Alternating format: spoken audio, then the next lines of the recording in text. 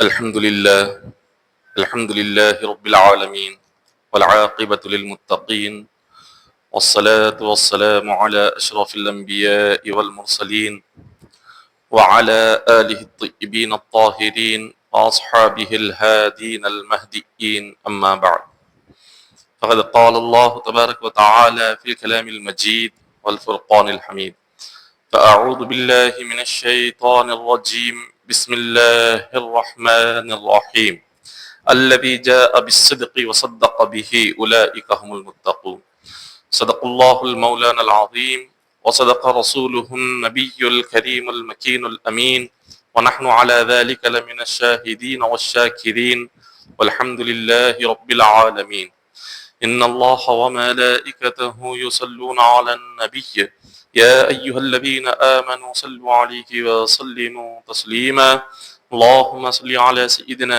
محمد وعلى آل سيدنا محمد وبارك وسلم صلوا عليه صلاة وسلام عليك يا حبيبي يا رسول الله صلی اللہ تعالی علیہ وسلم۔ معزز سامعین، آج جمادی الثانی کی 12 تاریخ ہے۔ یہ وہ تاریخ ہے کہ جس تاریخ کو حضرت ابو بکر صدیق رضی اللہ تعالی عنہ دنیا سے پردہ فرما گئے۔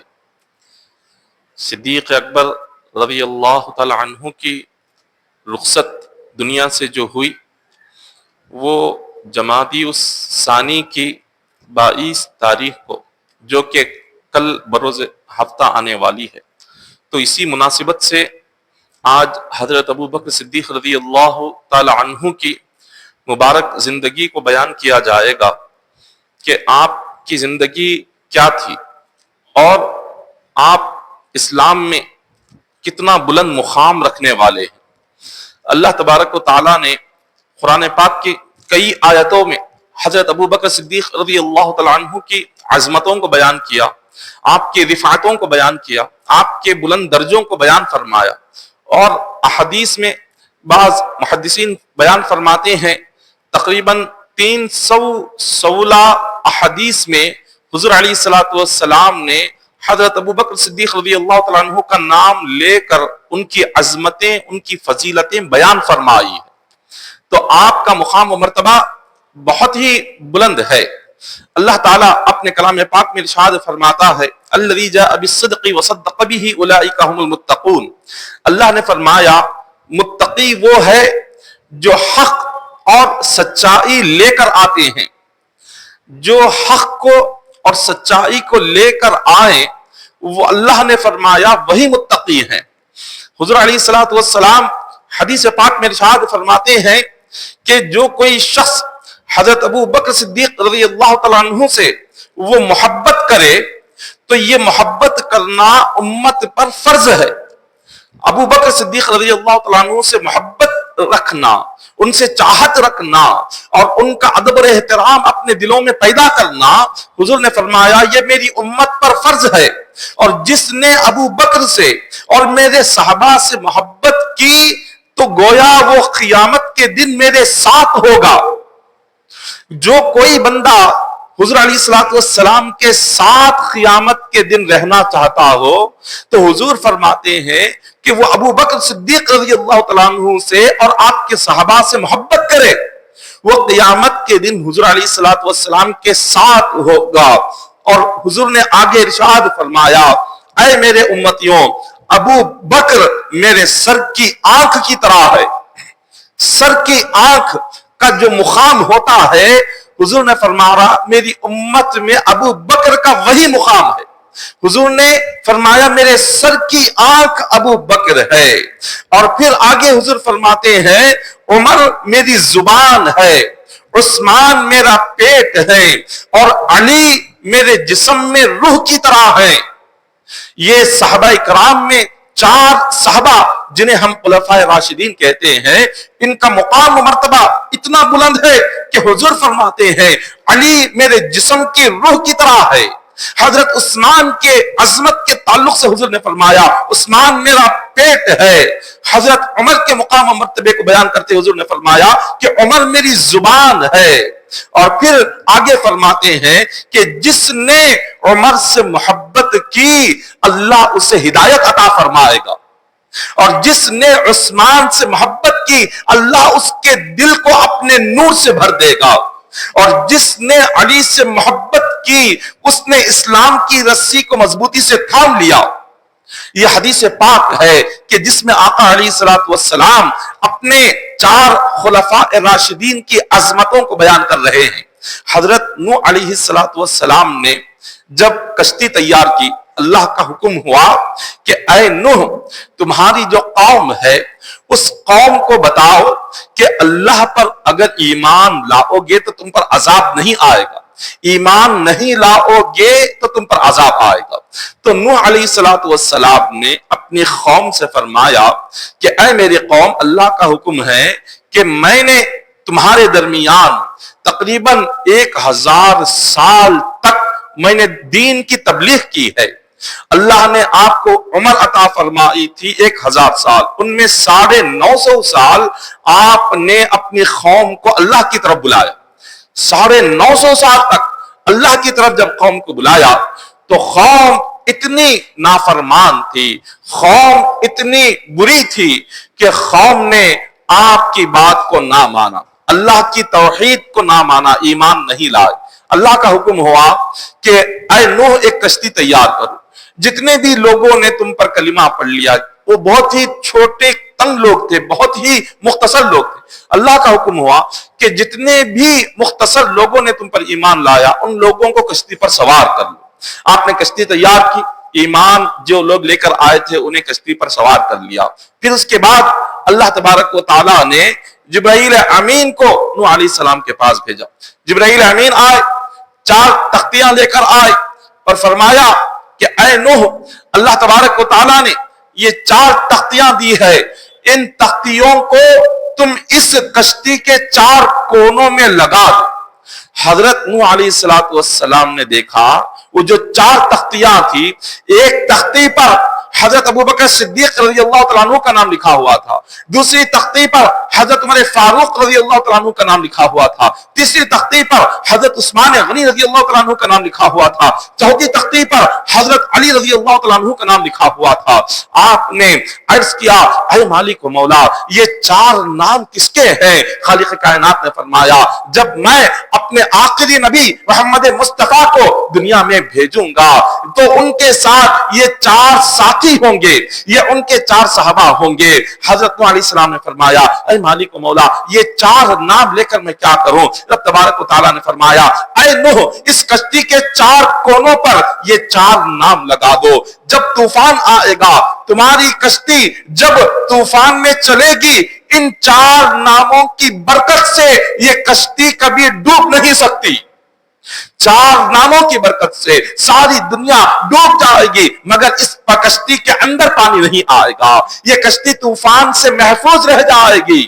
حضرت نوح علیہ السلام کے زمانے میں جو طوفان آیا وہ روئے زمین پر ایسا طوفان آج تک نہیں آیا۔ اللہ نے ایسا طوفان نوح علیہ السلام کے زمانے میں عذاب کے طور پر نازل فرمایا تھا کہ ساری روئے زمین پر جو بھی آسمان سے دیکھتا اس کو صرف پانی ہی پانی نظر آتا، یہاں تک کہ کعبۃ اللہ بھی ڈوب گیا، کعبۃ اللہ بھی ایک ٹیلے کی شکل میں رہ گیا، روئے زمین پر سوائے پانی کے اور کچھ نظر نہیں آتا تھا۔ ایسا طوفان اللہ تبارک و تعالیٰ نے حضرت نوح علیہ السلام کے زمانے میں آپ کی قوم پر عذاب کے طور پر بھیجا ہوا تھا۔ اب جب ساری دنیا ڈوب گئی، بس یہ ایک کشتی جو اس طوفان سے بچ گئی، طوفان سے محفوظ رہ گئی، جو طوفان میں چل رہی ہے، اس کی وجہ کیا ہے؟ اللہ تعالیٰ نے حضرت صدیق اکبر، فاروق اعظم عثمان غنی، حضرت علی حیدر کرار، ان 4 کے نام جب اس کشتی پر لگائے گئے تو ان ناموں کی برکت سے نوح علیہ السلام کی کشتی طوفان سے محفوظ ہو گئی۔ تو یہ نام کی برکت ہے۔ تو جب نوح علیہ السلام کی کشتی ان ناموں کی برکت سے اگر وہ طوفان سے بچ سکتی ہے، ہم گناہگار اگر ان 4 خلفائے راشدین کی محبت کو، ان کے ادب کو، ان کے احترام کو، ان کی تعظیم کو اگر اپنے دلوں میں بٹھا لے، اللہ تعالیٰ یقیناً ہمیں بھی عذاب جہنم سے نجات عطا فرمائے گا۔ ایک روایت میں آتا ہے کہ حضرت علیہ السلام نے فرمایا جو شخص حضرت ابراہیم علیہ السلام کی زیارت کرنا چاہے، جو حضرت ابراہیم علیہ السلام کو دیکھنا چاہے، وہ ابو بکر کے چہرے کی زیارت کر لے۔ ابراہیم علیہ السلام کا زمانہ حضور علیہ السلام کے زمانے سے کئی ہزار سال پہلے کا ہے، کئی ہزار سال پہلے کا زمانہ حضرت ابراہیم علیہ السلام کا۔ حضرت ابراہیم علیہ السلام کا آپ کو اللہ نے اتنا برگزیدہ نبی بنا کر بھیجا تھا کہ آپ کے ذریعے سے کعبۃ اللہ تعمیر کیا گیا۔ تو یہ حضور علیہ السلام کے جد امجد ہے۔ آقا علیہ السلام ابراہیم علیہ السلام کی اولاد سے اس دنیا میں تشریف لائے۔ تو حضور فرماتے ہیں ابراہیم علیہ السلام کا چہرہ اگر تمہیں دیکھنا ہو، ابو بکر کا چہرہ دیکھ لو، کیونکہ ابو بکر رضی اللہ تعالیٰ عنہ کا چہرہ جیسے ہے اسی انداز میں حضرت ابراہیم علیہ السلام کا بھی چہرہ ہے۔ اللہ نے صدیق اکبر کے چہرے کو حضرت ابراہیم علیہ السلام کے چہرے کی طرح پیدا فرمایا تھا۔ ابراہیم علیہ السلام کے چہرے کی طرح اللہ نے صدیق اکبر کا چہرہ بنایا ہوا تھا۔ یہ مقام و مرتبہ حضرت ابو بکر صدیق رضی اللہ تعالیٰ عنہ کا۔ اور پھر حضور فرماتے ہیں جو شخص حضرت نوح علیہ السلام کو دیکھنا چاہے تو عمر کے چہرے کو دیکھ لے۔ حضرت عمر کا چہرہ اللہ نے نوح علیہ السلام کے چہرے کے مشابہ بنایا ہوا ہے۔ پھر فرمایا کہ جو موسیٰ کی زیارت کرنا چاہتا ہے وہ حضرت عثمان غنی کے چہرے کو دیکھ لے۔ اللہ نے عثمان غنی کا چہرہ موسیٰ علیہ السلام کے چہرے کی طرح بنایا ہوا ہے۔ پھر فرمایا جو حضرت ہارون علیہ السلام یہ بھی نبی ہیں، فرمایا کہ جو ہارون علیہ السلام کا دیدار کرنا چاہتا ہو وہ علی کے چہرے کا دیدار کر لے، حضرت علی کے چہرے کا دیدار کر لے، کیونکہ حضرت علی کے چہرے کو اللہ نے ہارون علیہ السلام کے چہرے کی طرح بنایا ہوا تھا۔ یہ آقا علیہ السلام کے صحابہ ہے جن کا مقام و مرتبہ اتنا بلند ہے کہ حضور علیہ السلام نے فرمایا میرے صحابہ کو اللہ نے میرے لیے چن لیا ہے۔ خالق کائنات نے اپنے نبی کے ساتھ رہنے کے لیے، نبی کی صحابی بنانے کے لیے، حضور کی صحبت کے لیے جب ساری روحوں کو دیکھا، سارے انسانوں کی روحوں میں جو سب سے بہترین روحیں تھی، جو سب سے نیک روحیں تھی، سب سے پاکیزہ جو روحیں تھی، ان روحوں کو اللہ نے حضور کا صحابی بنایا۔ حضور کے صحابہ کے لیے اللہ نے ان روحوں کو چنا جو سارے انسانوں میں سب سے نیک، سب سے پاکیزہ اور سب سے بڑے عبادت گزار تھے۔ ان لوگوں کو چن کر اللہ نے حضور علیہ السلام کا صحابی بنایا۔ اور پھر اس کے بعد حضور فرماتے ہیں میرے صحابہ کی شان میں غلط بات ہرگز نہ کہو۔ جو حضور کے صحابہ ہیں، جتنے صحابہ ہیں، حضور نے فرمایا میرے صحابہ کے متعلق کوئی غلط بات اپنی زبان سے نہ نکالنا، اللہ سے ڈرتے رہو میرے صحابہ کے بارے میں غلط بات کرنے سے۔ پھر جو حضور فرماتے ہیں جو ان سے محبت رکھتا ہے وہ مجھ سے محبت رکھتا ہے۔ حضور کے صحابہ سے محبت رکھنا یہ حضور سے محبت رکھنے کے برابر ہے۔ اور پھر فرمایا جو میرے صحابہ سے دشمنی رکھے تو گویا وہ حضور سے دشمنی رکھنے کے برابر ہے۔ حضور علیہ السلام آگے فرماتے ہیں جس نے میرے صحابہ کو تکلیف پہنچائی اس نے مجھے تکلیف پہنچائی، جس نے مجھے تکلیف پہنچائی اس پر اللہ کا عذاب نازل ہوگا، خدا کا عذاب اس پر اترے گا۔ ایک روایت میں آتا ہے جس رات آقا علیہ السلام، جس رات ابو بکر صدیق رضی اللہ تعالیٰ عنہ پیدا ہوئے، اس رات اللہ نے جنت عدن کو بنایا۔ ایک جنت ہے جسے جنت الفردوس ایک جنت کا نام ہے، اسی طرح جنت المأوا ایک جنت کا نام ہے، جنت العدن یہ ایک جنت کا نام ہے۔ تو اللہ تبارک و تعالیٰ نے جب جنت جس رات ابو بکر صدیق رضی اللہ تعالیٰ عنہ کی پیدا ہوئی، رب نے جنت العدن پر اپنی ایک خصوصی تجلی نازل فرمائی۔ اللہ نے اپنی ایک نور کی چمک جنت عدن پر نازل فرمائی اور ارشاد فرمایا اے جنت عدن مجھے اپنی عزت و جلال کی قسم ہے کہ جو ابو بکر سے محبت کرے گا میں تجھ میں داخل کروں گا۔ جو صدیق اکبر سے محبت رکھے اپنے دل میں ان کے لیے ادب اور احترام پیدا کرے، تو حضور فرماتے ہیں اللہ تبارک و تعالیٰ نے جنت عدن سے وعدہ کیا ہے کہ اس بندے کو یقیناً جنت عدن میں داخل کیا جائے گا۔ معراج کی رات جب اللہ نے آقا علیہ الصلوۃ والسلام کو زمین اور آسمان کی سیر فرمائی، جبرائیل امین حضور کے ساتھ، تو آقا علیہ الصلوۃ والسلام نے جبرائیل امین سے پوچھا کہ اے جبرائیل، میری امت میں کیا ہر ایک کا حساب ہوگا؟ جبرائیل امین فرماتے ہیں کہ یا رسول اللہ صلی اللہ علیہ وسلم، آپ کی امت کا بھی حساب ہوگا، قیامت کے دن اللہ تعالیٰ ان کا حساب ضرور لے گا۔ لیکن حضور علیہ الصلوۃ والسلام کو جبرائیل نے خوشخبری دی۔ جبرائیل امین نے فرمایا کہ یا رسول اللہ صلی اللہ علیہ وسلم، میں آپ کو خوشخبری دیتا ہوں، آپ کی امت میں ایک ایسا شخص بھی ہے کہ اللہ تعالیٰ قیامت کے دن جن کا حساب نہیں لے گا۔ حضور نے فرمایا کہ جبرائیل وہ کون ہے؟ جبرائیل امین فرماتے ہیں یا رسول اللہ صلی اللہ علیہ وسلم، جب قیامت کا دن ہوگا، آپ کے سارے امتی میدان محشر میں جب جمع ہوں گے، خالق کائنات حضرت صدیق اکبر سے فرمائے گا اے ابو بکر، آج میں ہر ایک کا حساب لوں گا مگر میں تمہیں بغیر حساب کے جنت میں داخل کروں گا۔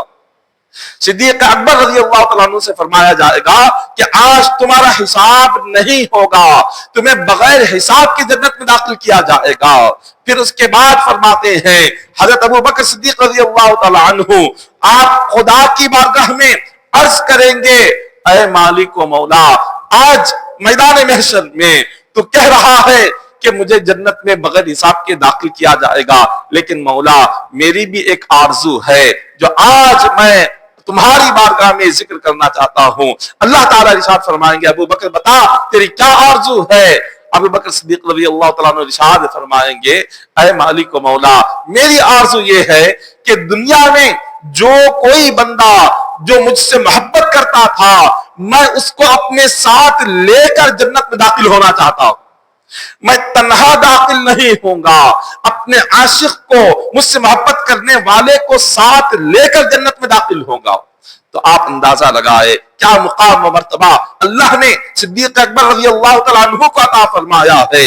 حضور علیہ الصلوۃ والسلام نے جب اللہ کے حکم سے مکہ کی وادیوں میں ایک پہاڑ پر چڑھ کر اپنی نبوت کا اعلان کیا، حضور علیہ الصلوۃ والسلام کے اعلان نبوت کے ساتھ جب سارا عرب آپ کا سخت ترین دشمن بن گیا، حضور نے جب کلمے کی دعوت دی، حضور نے جب دین کی دعوت دی، ایک خدا کو ماننے کی دعوت دی، تو آپ کا جو خاندان تھا، آپ کا قبیلہ قریش سارا کا سارا حضور کا دشمن بن گیا۔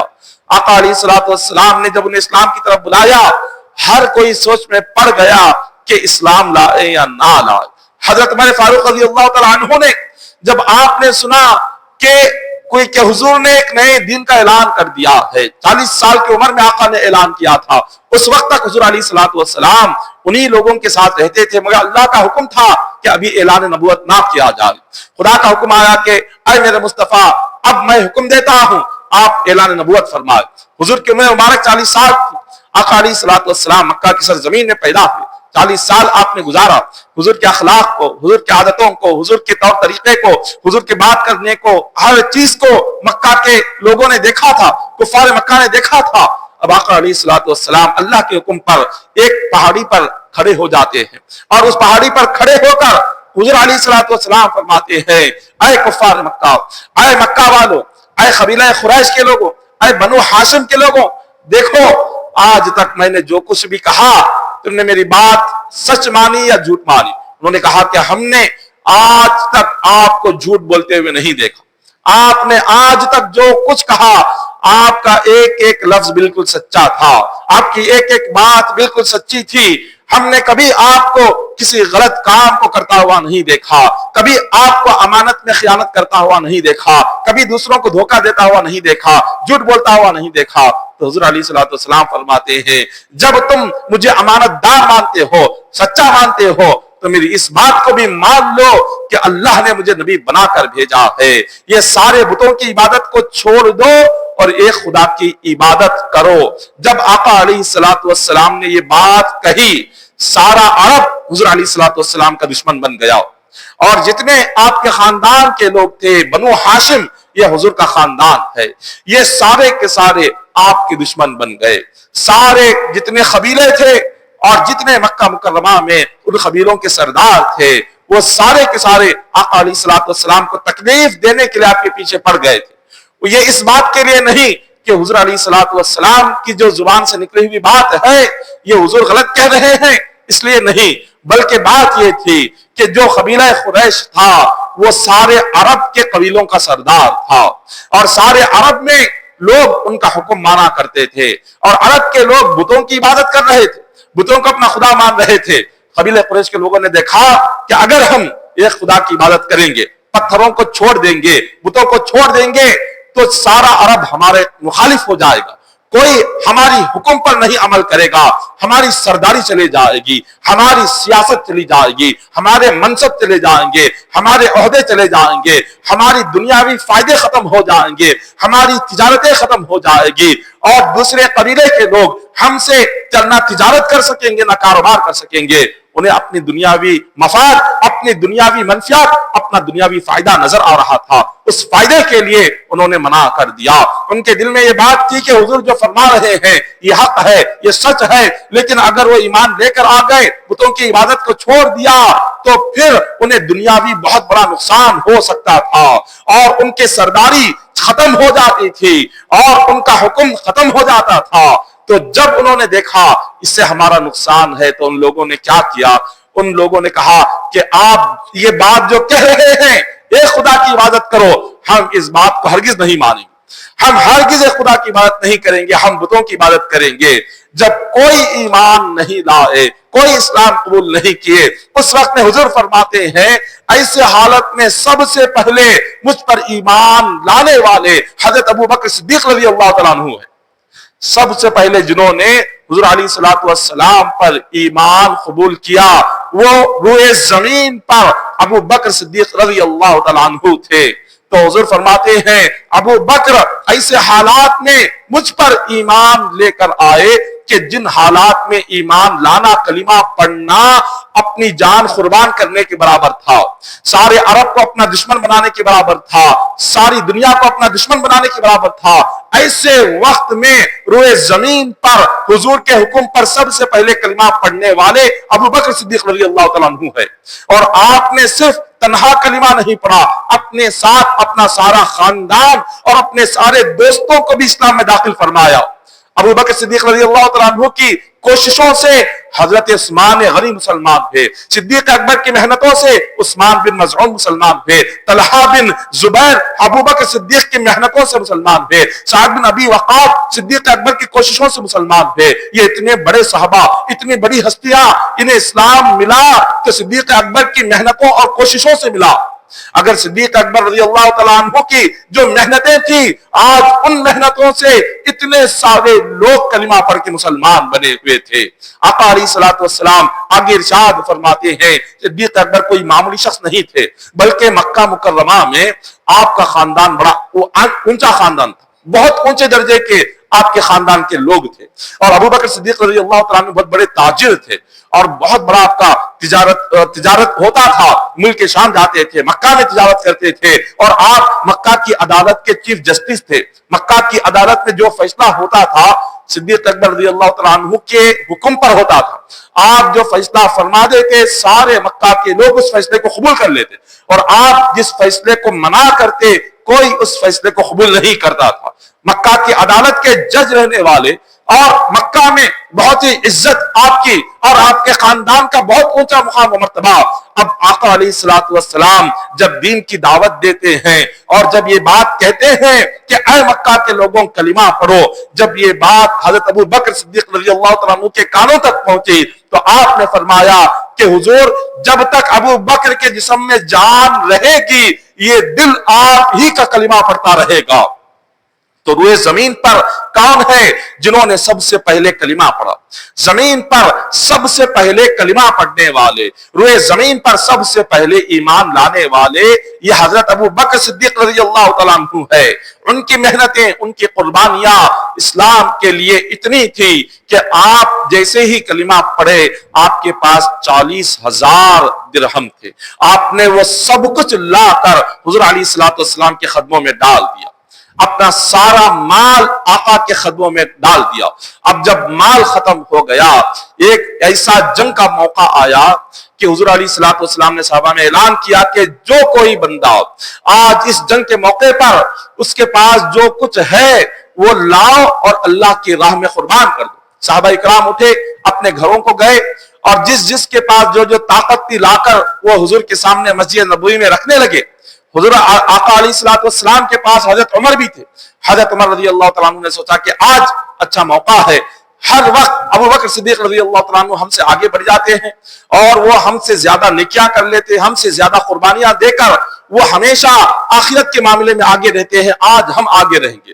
حضرت عمر فاروق رضی اللہ تعالیٰ عنہ اپنے گھر گئے اور آپ نے اپنے اہلیہ سے کہا کہ گھر میں جو کچھ ہے اس کو 2 حصوں میں تقسیم کر دو. جتنا اناج ہے، جتنے کپڑے ہیں، جتنی چادریں ہیں اور جتنے گھریلو سامان ہے، یہ ساری چیزوں کے 2 حصے کر دو. آپ کے اہلیہ نے 2 حصوں میں تقسیم کر دیا. آپ نے کہا کہ ایک حصہ تم اپنے ضرورت کے لیے رکھ لو اور ایک حصہ اس کو بوریوں میں باندھ دو. میں حضور کے قدموں میں ڈال کر آج ابو بکر صدیق رضی اللہ تعالیٰ عنہ سے آگے بڑھ جاؤں گا، میری نیکیاں، میری عبادت ان سے آگے ہو جائے. صحابہ اکرام کا شوق دیکھیے کہ صحابہ اکرام کا شوق کیا تھا. صحابہ اکرام دنیاوی چیزوں میں ایک دوسرے سے بڑھنا نہیں چاہتے تھے، مال و دولت میں ایک دوسرے سے بڑھنا نہیں چاہتے تھے، عزت اور شہرت میں ایک دوسرے سے بڑھنا نہیں چاہتے تھے. صحابہ اکرام آگے بڑھنا چاہتے تھے تو نیکیوں میں آگے بڑھنا چاہتے تھے، عبادتوں میں آگے بڑھنا چاہتے تھے، آخرت کے معاملے میں آگے بڑھنا چاہتے تھے. تو فرمایا کہ آپ نے ایک حصہ لے لیا اور لے جا کر حضور علیہ الصلوۃ والسلام کے سامنے رکھ دیا. صحابہ اکرام بھی آئے، ایک صحابی کوئی لا کر گیہوں کا ایک بوریا رکھ دیتے، کوئی آ کر جوار کا ایک بوریا رکھ دیتے، کوئی کپڑوں کے کچھ ڈھیر لا کر رکھ دیتے، کوئی کھجور لا کر رکھ دیتے، کوئی کچھ رقم لا کر رکھ دیتے. ہر صحابی اپنی اپنی طاقت کے لحاظ سے لا کر حضور کی بارگاہ میں جنگ کے لیے ساری چیزیں جمع کر رہے تھے. اتنے میں ابو بکر صدیق رضی اللہ تعالیٰ عنہ آ گئے اور لا کر انہوں نے اتنا ڈھیر جمع کر دیا کہ آپ کے سامنے جو بھی لوگ لا کر رکھے تھے، صدیق اکبر رضی اللہ تعالیٰ عنہ کا حضور کی بارگاہ میں اپنا مال رکھنا سب سے بھی زیادہ نظر آ رہا تھا. حضور علیہ الصلوۃ والسلام نے دیکھا، حضرت عمر سے پوچھا کہ عمر بتاؤ تم نے میرے لیے کیا لائے ہو، اپنے گھر والوں کے لیے کیا چھوڑ آئے ہو؟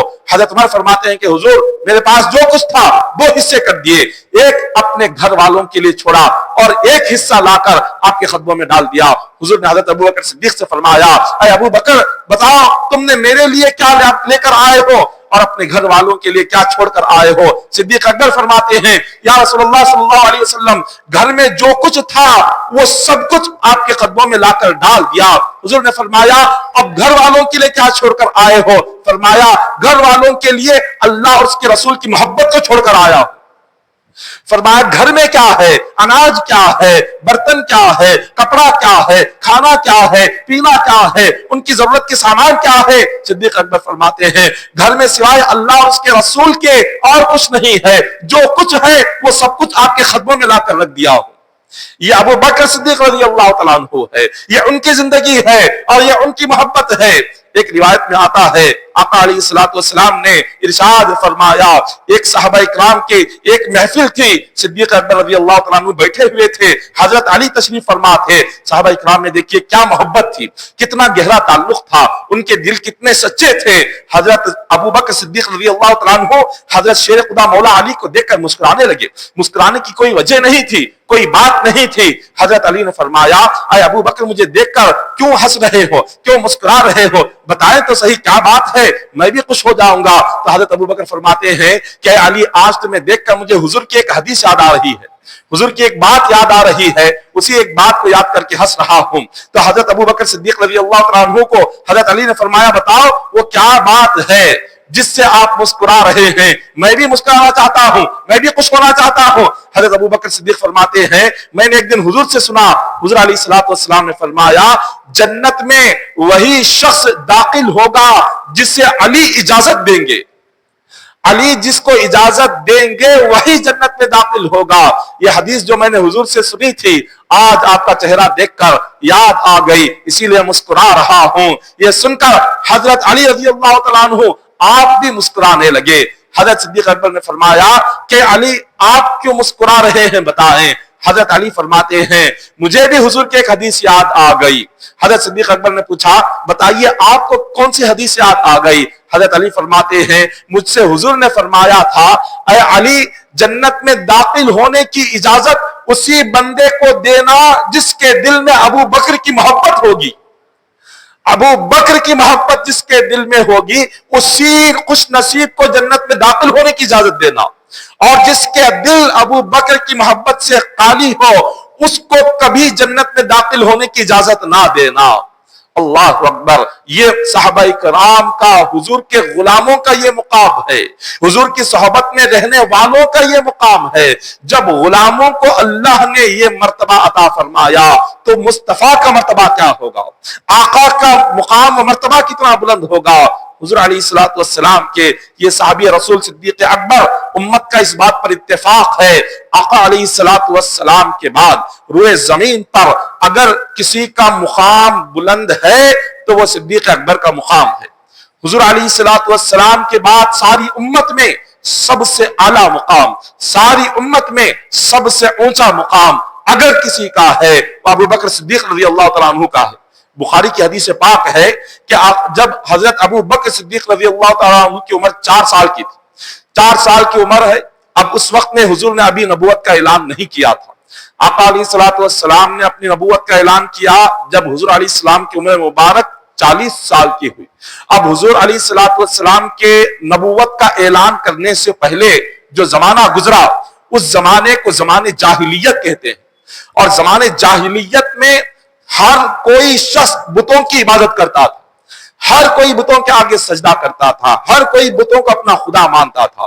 اس زمانے جاہلیت میں بھی جب سارا عرب، جب سارا قبیلہ قریش، جب قبیلہ بنو ہاشم، قبیلہ بنو عبد مناف، یہ سارے قبیلے اور سارا عرب جب بتوں کے آگے سجدہ کرتا تھا اس وقت بھی صدیق اکبر نے کبھی کسی بت کے آگے اپنا سر نہیں جھکایا۔ اس زمانے میں بھی کہ ابھی اسلام آیا نہیں، دین کی دعوت کسی نے دی نہیں، اللہ کی توحید کا اعلان ابھی حضور نے کیا نہیں، تب بھی صدیق اکبر نے کسی بت کو نہ خدا مانا نہ اس کے آگے سر جھکایا۔ آپ کے والد حضرت ابو قحافہ رضی اللہ تعالیٰ عنہ جب 4 سال کی عمر ہوئی صدیق اکبر کی تو انہیں لے کر ایک بت کے پاس گئے، کہا کہ بیٹا یہ ہمارا خاندانی بت ہے، یہ ہمارا خاندانی خدا ہے، تمہارے دادا، تمہارے والد، سارے بڑے بزرگ اسی بت کی عبادت کرتے آئے ہوئے ہیں، تو لہٰذا میں بھی تمہیں حکم دیتا ہوں کہ اس کی عبادت کرو اور تم اس کو خدا مانو۔ جب آپ نے اپنے بیٹے سے کہا ھذا الٰہک و الٰہ آبائک فاسجدہم، یہ تمہارا بھی خدا ہے، تمہارے باپ داداؤں کا بھی خدا ہے، سجدہ کرو، اتنا کہا کیونکہ آپ کے والد بھی، سارا خاندان، سارا عرب کافر ہی تھا، حضور نے ابھی اپنے اعلان نبوت نہیں فرمایا تھا، اسلام ابھی آیا نہیں تھا، اتنا کہہ کر آپ کے والد باہر چلے گئے۔ حضرت ابو بکر صدیق رضی اللہ تعالیٰ عنہ اس بت کو دیکھتے رہے، اور دیکھ کر آپ نے ایک پتھر اٹھا لیا اور کہا کہ اے پتھر، اے بت، میرے والد تجھے خدا مانتے ہیں، اگر تو خدا ہے میں بھوکا ہوں، مجھے کھانا کھلاؤ۔ پھر آپ نے فرمایا اگر تو خدا ہے میں پیاسا ہوں، مجھے پانی پلاؤ۔ آپ نے فرمایا اگر تو خدا ہے تو جو میرے دل کی آرزویں ہیں اس کو پورا کر، مجھے نیا کپڑا پہنا، مجھے نیا لباس پہنا۔ یہ 4 سال کی عمر میں دیکھیے صدیق اکبر کا ذہن کیا تھا، آپ کی سمجھ کیا تھی 4 سال کی عمر میں۔ آپ اس کو بولتے رہے اگر خدا ہے تو مجھے کھانا کھلا، کپڑا پہنا، پانی پلا۔ اب وہاں سے کوئی جواب نہیں آیا، آپ نے پتھر اٹھایا اور اس کے چہرے پر مارا، جیسے ہی پتھر مارا وہ بت زمین پر گر گیا۔ آپ کے والد فوراً اندر تشریف لائے دیکھنے کے لیے کہ ہوا کیا۔ جب آپ نے دیکھا کہ بت زمین پر گرا ہے، اپنے بیٹے سے پوچھا ابو بکر کیا ہوا؟ آپ نے فرمایا کہ ابا حضور آپ نے تو کہا خدا ہے، میں نے اس سے کھانا مانگا، پانی مانگا، مگر اس نے نہ کھانا دیا، نہ پانی دیا، نہ کپڑا دیا، تو یہ کیسا خدا ہوا؟ اسی لیے میں نے اس کو پتھر سے مارا۔ والد نے ڈانٹ کر صدیق اکبر کو ایک تماچا مارا، کہا کہ یہ خداؤں کے ساتھ تو نے کیا بدتمیزی کی ہے، یہ کہہ کر انہیں کھینچ کر ان کی والدہ کے پاس لے کر آئے۔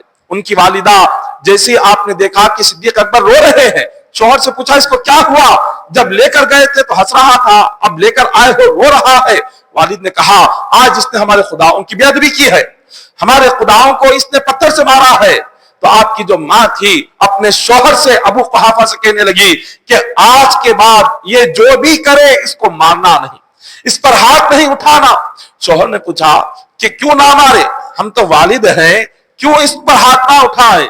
تو اہلیہ کہتی ہے، صدیق اکبر کی ماں کہتی ہے کیونکہ جب یہ بچہ میرے پیٹ میں تھا میں نے ایک آواز سنی، یا امت اللہ بالتحقیق ابشری بالولد العتیق اسمہ فی السماء صدیق محمد صاحب و رفیق۔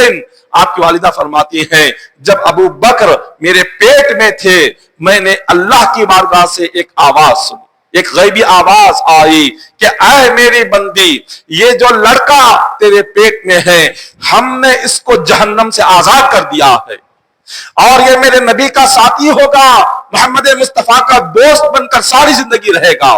فرمایا میں نے پیٹ میں ہی ان کی خوشخبری سن لی تھی، جب ان کے تعلق سے ایسی خوشخبریاں آئے ایسے بلند درجے والے بیٹے پر آپ ہاتھ کیسے اٹھا سکتے ہیں؟ آپ انہیں نہ مارے۔ بیوی نے اپنے شوہر کو روکا اور اس واقعے کو حضرت ابو بکر صدیق رضی اللہ تعالیٰ عنہ جب جوان ہوئے آپ نے اسلام قبول کیا تو حضور کی بارگاہ میں بیٹھ کر آپ نے یہ واقعہ سنایا۔ حضور میری والدہ نے 4 سال کی عمر میں مجھے یہ کہا تھا، تو آپ نے جیسے یہ بات کہی آپ کا واقعہ کہنا ختم ہوا، جبرائیل امین آئے، عرض کیا یا رسول اللہ صلی اللہ علیہ وسلم ابو بکر نے جو کچھ کہا یہ بالکل سچ کہا ہے، اللہ نے یہی ان کے پیدائش سے پہلے ان کی والدہ کو خوشخبری سنا دی تھی، اور آپ نے جو اسلام قبول کیا وہ عجیب و غریب معاملہ تھا۔ صدیق اکبر رضی اللہ تعالیٰ عنہ آپ جب کئی عرب سے سامان قافلہ تجارت لے کر آپ قافلوں کے ساتھ ملک شام جاتے تھے، سیریا جاتے تھے، جب وہاں آپ پہنچے تو آپ نے وہاں ایک رات گزاری، آنکھیں بند کی تو ایک خواب دیکھا کہ سورج اور چاند دونوں آپ کی گود میں آ کر پڑے ہوئے ہیں اور آپ نے اپنی چادر سے ڈھانپ رہے ہیں۔ آپ نے جیسے یہ دیکھا تو دیکھ کر گھبرا کر اٹھ گئے، وہاں ایک عیسائی عالم تھا اس کے پاس گئے، کہا کہ آج میں نے ایک عجیب و غریب خواب دیکھا ہے، میں گھبرا گیا ہوں، مجھے ڈر ہو رہا ہے کہ سورج اور چاند دونوں میری گود میں آ گئے اور میں نے ان دونوں کو اپنی چادر سے ڈھانپ لیا ہے، آخر اس خواب کا معنی کیا ہے، اس کا مطلب کیا ہے؟ تو اس راہب نے، عیسائی عالم نے جب یہ سنا تو اس نے تورات نکالی، اس نے کہا یہ جو تورات ہے میں اس کو پہلے پڑھوں گا اور پڑھ کر تمہیں اس خواب کی تعبیر سناؤں گا۔ اس نے تورات نکالا اور وہ پڑھنے لگا، ایک عجیب و غریب منظر تھا، وہ کتاب پڑھتا جاتا اور صدیق اکبر کا چہرہ دیکھتا جاتا، وہ کتاب پڑھتا جاتا اور صدیق اکبر کا چہرہ دیکھتا جاتا۔ صدیق اکبر رضی اللہ تعالیٰ عنہ سے کہنے لگا میں آپ سے ایک بات پوچھنا چاہتا ہوں۔ آپ نے فرمایا کیا ہے؟ اس نے کہا اپنی کلائی دکھاؤ، اپنے چہرے سے اپنے ہاتھ پر جو کپڑا ہے اس کو ہٹاؤ۔ جب آپ نے اپنی کلائی دکھائی اس نے کلائی کو دیکھا، پھر تورات دیکھا، پھر تورات پڑھتا گیا، چہرے کو دیکھتا گیا، تورات پڑھتا گیا، پیشانی کو دیکھتا گیا، تورات پڑھتا گیا، آخر میں اس نے آپ کا ہاتھ پکڑا، ہاتھ پکڑ کر چومنے لگا اور آپ کو دیکھ کر خوشی سے آنسو بہانے لگا۔ صدیق اکبر رضی اللہ تعالیٰ عنہ نے فرمایا یہ کیا عجیب و غریب معاملہ ہے، میں تم سے آ کر خواب کا مطلب پوچھنا چاہتا ہوں اور تم یہ کتاب کھول کر پڑھ رہے ہو، میرا چہرہ دیکھتے ہو، پیشانی دیکھتے ہو، میرے ہاتھوں کو چوم رہے ہو، آخر میرے خواب کا معنی تو بتاؤ، میرے خواب کی تعبیر تو بتاؤ۔ وہ جو عیسائی عالم تھا اس نے کہا اے ابو بکر دراصل بات یہ ہے یہ جو تورات کتاب ہے میں جب تمہارا چہرہ دیکھتا ہوں تمہارے چہرے کا ذکر تورات میں آیا ہوا ہے، تمہاری کلائی دیکھ رہا ہوں، تمہاری کلائی کا ذکر اللہ نے اس کتاب میں کیا جو موسیٰ پر نازل فرمایا، تورات میں تمہاری کلائی کا ذکر ہے۔ آپ نے فرمایا یہ کیا ہے، یہ کلائی کا ذکر تورات میں کیا ہے؟ تو وہ راہب کہنے لگا، عیسائی عالم کہنے لگا اللہ تبارک و تعالیٰ نے ہماری کتاب میں یہ بات ارشاد فرمائی ہے آخری نبی جو آئیں گے ان کے ساتھ جو ہمیشہ رہنے والے ہوں گے ان کے ہاتھ پر ایک سفید کالا تل ہوگا، ان کے کلائی پر ایک تل ہوگا، وہ تل میں دیکھ رہا ہوں۔ اب مجھے یقین ہو گیا ہے جس ابو بکر کا ذکر تورات میں ہے وہ ابو بکر تم ہی ہو، पूछा तुम कहाँ के रहने वाले हो? फरमाया मक्का का रहने वाला हूँ। फरमाया तुम्हारा खानदान क्या है? फरमाया मेरा खानदान बनु हाशिम का है। तो वो ईसाई आलिम कहने लगा मक्का की सरजमीन पर आखिरी नबी आ चुके हैं, अपने नबी होने का ऐलान कर दिया है, अल्लाह के तौहीद की दावत दे दी है, अब तुम्हारी बारी है, जाओ जाकर उनके खदमों से लिपट जाओ, उनके साथी बन जाओ और इस्लाम में दाखिल हो जाओ। जब अबू बकर सिद्दीक रज़ियल्लाहु तआला अन्हु ने ये बातें सुनी, आपके दिल पर बड़ा असर कर गया। आपने सारा वहीं पर सामान तिजारत को छोड़ा, कारोबार को छोड़ा, वापिस आप मुल्क शाम से, सीरिया से मक्का को तशरीफ लाए। मक्का से लेकर सीरिया का जो सफर है, हजारों मील का सफर है, आपने सब कुछ छोड़ दिया। अब उसने कह दिया था कि अब आका अलैहिस्सलातु वस्सलाम जिनके तुम्हें साथी बनना है, जिनके साथ तुम्हें रहना है, जिनका कलिमा तुम्हें पढ़ना है, वो आ चुके हैं। अब तुम्हें उनका साथी बनने के लिए फौरन वहां पर चले जाओ। अब जैसे ही आप मक्का में आए, अबू जहल ने देखा। अबू जहल ने जैसे ही देखा आकर कहने लगा, अरे अबू बकर, तुम यहाँ मुल्क शाम गए हुए थे तिजारत के लिए, तुम्हें पता है मक्का में क्या हुआ? आपने पूछा बताओ मक्का में क्या हुआ? अब अबू जहल कहने लगा, अरे अबू बकर, जैसे ही तुम यहां से गए, जो अब्दुल्ला, हुजूर के वालिद का नाम है, अब्दुल्ला के लड़के बनु हाशिम के खानदान से ताल्लुक रखने वाले, जिनका सारा खानदान बुतों की इबादत करता था, अब वो कह रहे हैं बुतों की इबादत को छोड़ दे, अब एक खुदा की इबादत करे। और वो दावा कर रहे हैं कि वो नबी है, वो दावा कर रहे हैं अल्लाह की बारगाह से उन पर वही आती है। सिद्दीक अकबर रज़ियल्लाहु तआला अन्हु ने जब ये सुना तो पूछा, अबू जहल बता तू क्या चाहता है? अबू जहल कहने लगा कि तुम मक्का में सबसे ज्यादा इज्जतदार हो, सबसे ज्यादा अमानतदार हो, बहुत ज्यादा अकल रखते हो, समझ रखते हो, कौम में तुम्हारा एक मुकाम है, कौम में तुम्हारा एक मर्तबा है, तुम जो कहोगे कौम उस बात पर अमल करेगी। जाओ अपने कौम से कहो वो जो कुछ कह रहे हैं गलत कह रहे हैं। सिद्दीक अकबर ने कहा, मैं सफर से आया हुआ हूं, मैं थका हुआ हूं, थोड़ी देर मैं आराम करूंगा, उसके बाद मैं सोचूंगा, फिर तुम्हें जवाब दूंगा, अब फिलहाल मुझे जाने दो। आप सीधे अपने मकान आए और चंद चीजें थी उसको रख दिया और सीधे आकर हुजूर के चचा से पूछा कि बताओ तुम्हारे भतीजे कहां पर है? आपके चचा ने फरमाया कि वो अभी अभी एक पहाड़ी की तरफ गए हुए हैं, जबले अबू कुबैस की तरफ गए हुए हैं। सिद्दीक अकबर रज़ियल्लाहु तआला अन्हु जबले अबू कुबैस की तरफ आप दौड़ते हुए चढ़ते हैं। जैसे आप वहां पहुंचे तो देखा कि हुजूर अलैहिस्सलातु वस्सलाम एक पहाड़ की चट्टान पर बैठे हुए हैं। ऐसे लग रहा है कि आप इंतजार कर रहे हैं। आका अलैहिस्सलातु वस्सलाम के नबूवत का ऐलान करने के बाद सिद्दीक अकबर पहली मर्तबा हुजूर की जियारत के लिए जा रहे थे। अब तक हुजूर को देखा था, हुजूर की जियारत की थी, मगर आपके नबी होने का ऐलान करने से पहले जब हुजूर ने नबी होने का ऐलान कर दिया, अब उसके बाद सिद्दीक अकबर रज़ियल्लाहु तआला अन्हु जब जाकर हुजूर को देखते हैं, अर्ज करते हैं, या रसूलुल्लाह सल्लल्लाहु अलैहि वसल्लम, मैं आपकी बारगाह में आया हुआ हूं, मैंने सुना है जो भी नबी आते हैं अब वो एक नबूवत की निशानी लेकर आते हैं, अपने नबी होने का कोई मौजज़ा लेकर आते हैं। मेरा दिल तो आपको नबी मान चुका है, लेकिन कलिमा पढ़ने से पहले मैं कोई निशानी देखना चाहता हूं, कोई मौजज़ा देखना चाहता हूं। आप कोई मौजज़ा या निशानी मुझे आप दिखाएंगे? आका अलैहिस्सलातु वस्सलाम ने इरशाद फरमाया, मुल्क शाम में जो ईसाई आलिम ने तुम्हारे हाथ पर काला तिल देखा है, क्या ये मौजज़ा तुम्हें काफी नहीं है? क्या ये निशानी तुम्हें काफी नहीं है?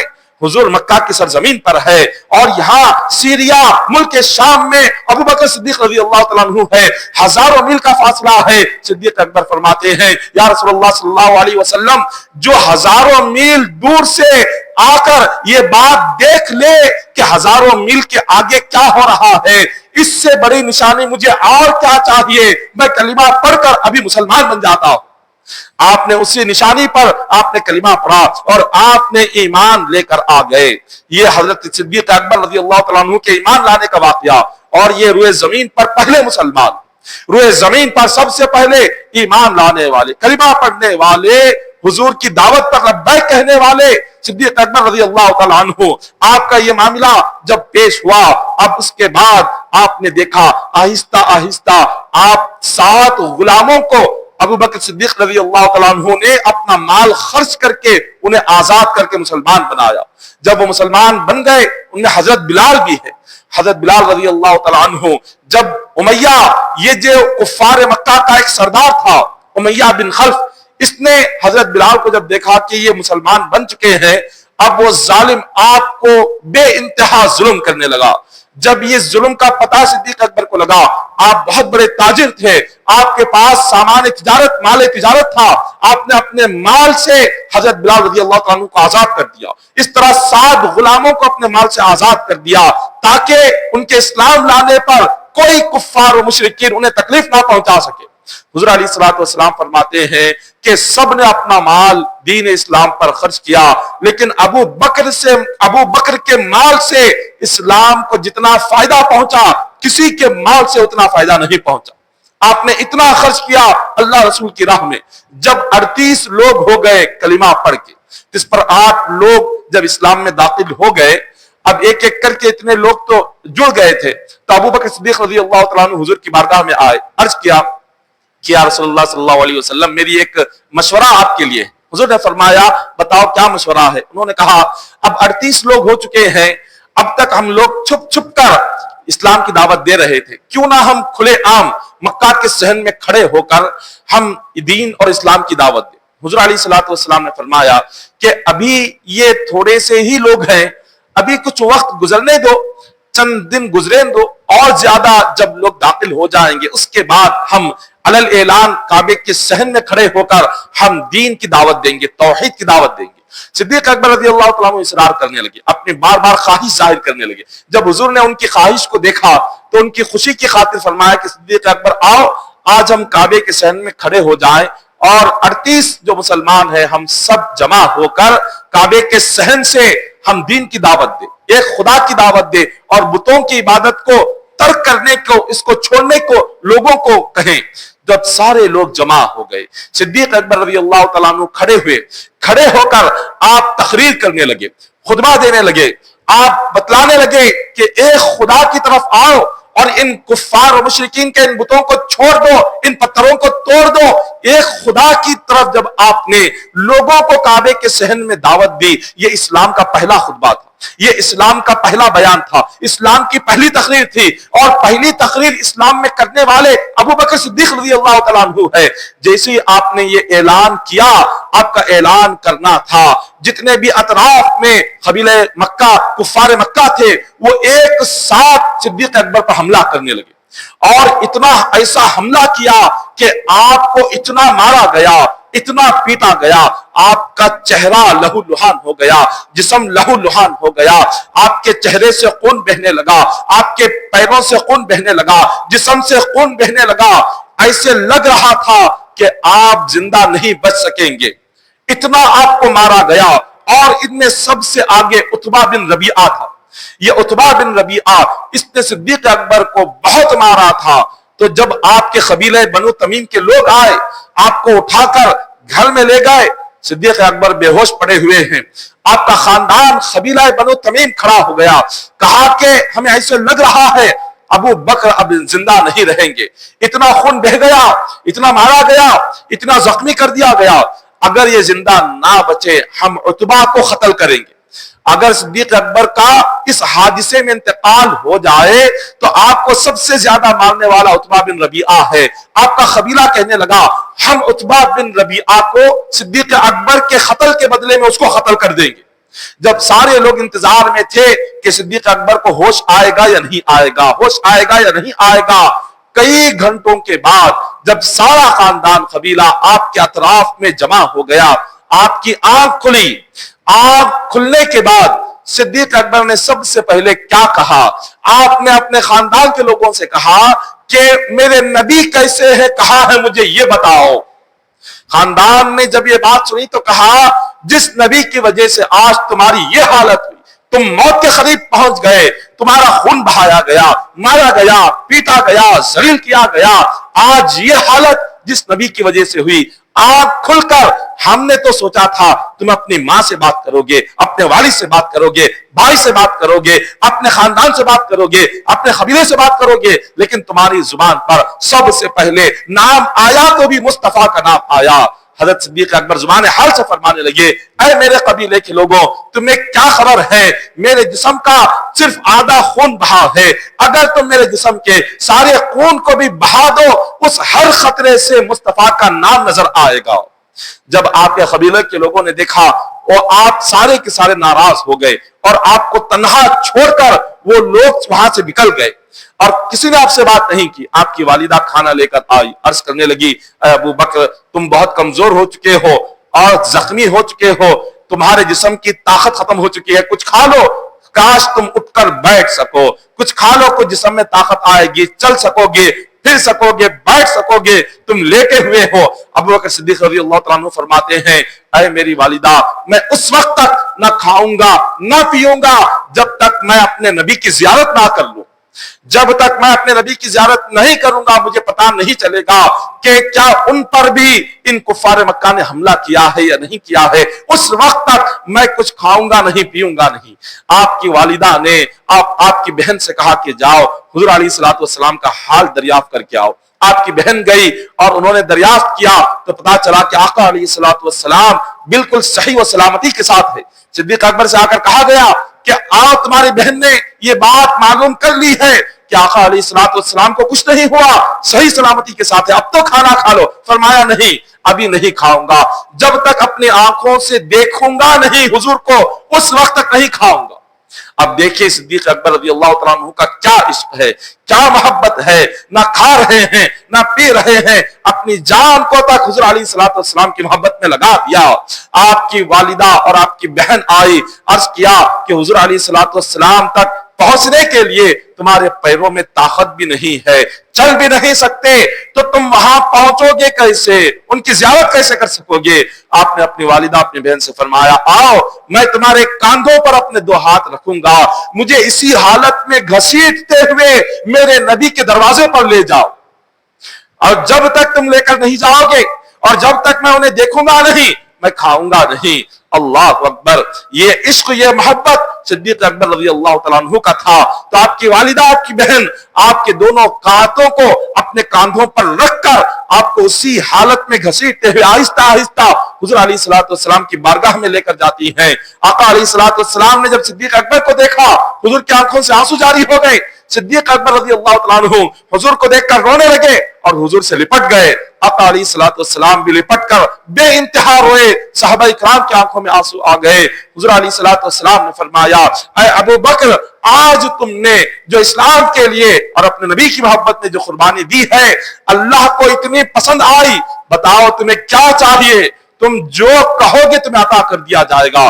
صدیق اکبر نے فرمایا کہ یا رسول اللہ صلی اللہ علیہ وسلم آج میری قربانی کے صدقے میں اتنا مانتا ہوں، میری والدہ آئی ہوئی ہے، یہ ابھی بتوں کی عبادت کرتی ہے، یہ کلمہ نہیں پڑھ رہی ہے، یہ اسلام قبول نہیں کر رہی ہے، میری آرزو یہ ہے کہ آپ میری والدہ کے حق میں اسلام کی دعا فرمائے، آپ دعا فرمائے کہ اللہ میری والدہ کو اسلام عطا فرمائے۔ حضور علیہ الصلوۃ والسلام نے ہاتھ اٹھائے، اللہ کی بارگاہ میں عرض کیا اے مالک و مولا ابو بکر کی اس قربانی کو دیکھ، ابو بکر نے تیرے نبی کے لیے اپنا خون بہایا ہے، اس قربانی کے صدقے میں اس کی والدہ کو کلمہ عطا فرما، ایمان نصیب فرما۔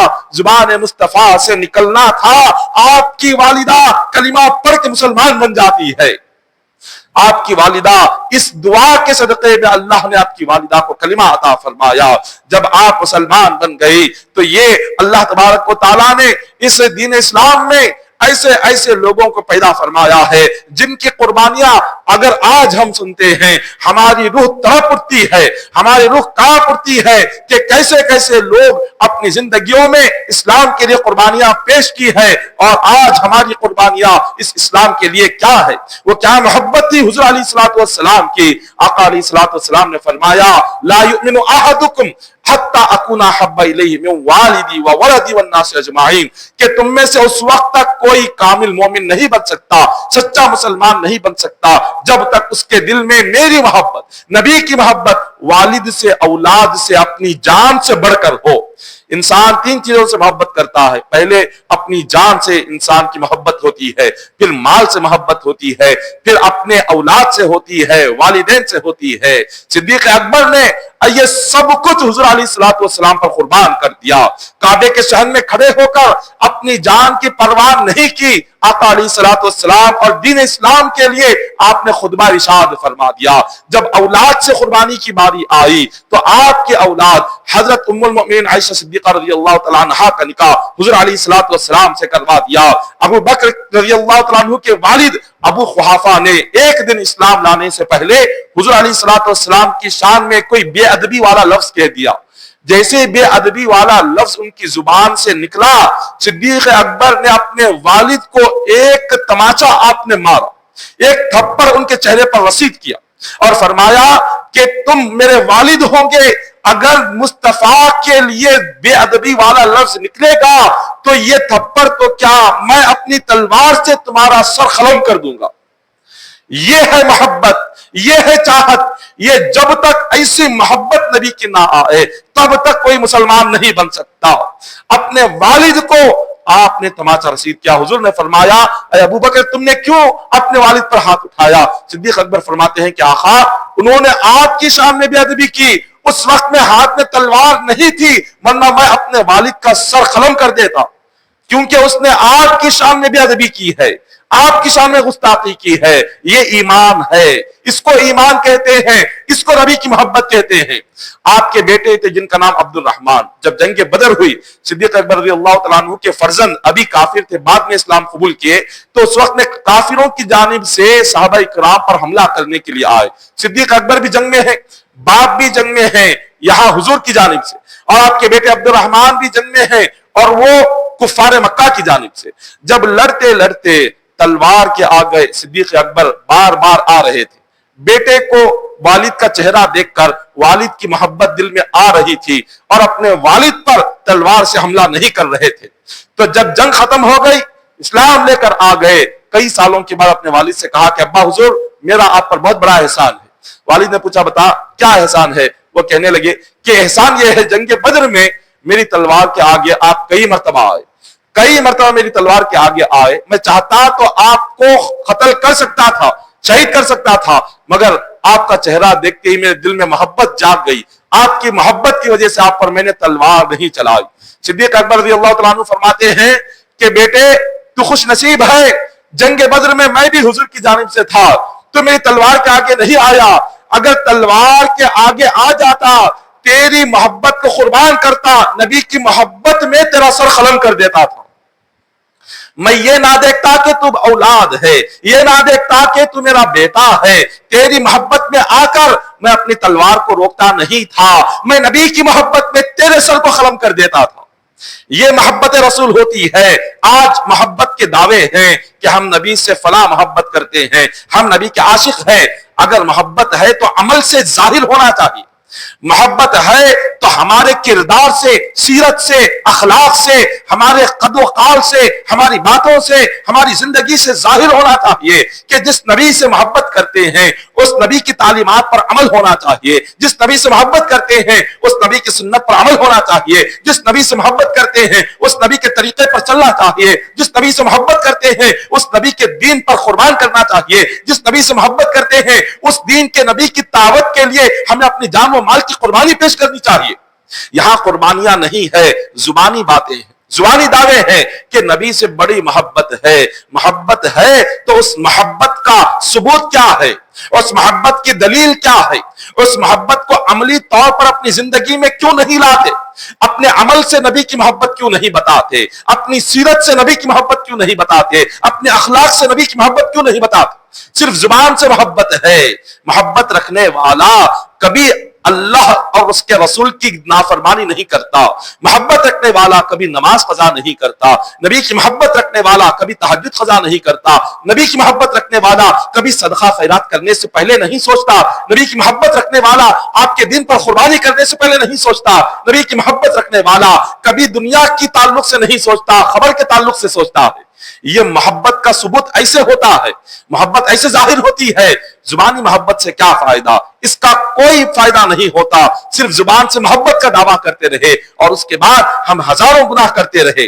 अबू बकर सिद्दीक रज़ियल्लाहु तआला अन्हु जिस रात आका अलैहिस्सलातु वस्सलाम को कुफ्फार मक्का आपको शहीद करना चाहते थे, जिसको हिजरत की रात कहते हैं, हुजूर अलैहिस्सलाम ने अपनी पैदाइश से लेकर 53 साल 50 पर 3 साल की जिंदगी हुजूर की गुजरी मक्का की सरजमीन पर। 53 साल तक मक्का मुकर्रमा में रहे। एक रात मक्का मुकर्रमा के एक बड़े से हाल में, जिसका नाम दारुन नदवा, तमाम सरदारान मक्का जमा हो गए और सब ने जमा होकर कहा कि हुजूर अलैहिस्सलाम के साथ क्या किया जाए, किस तरह उन्हें रोका जाए।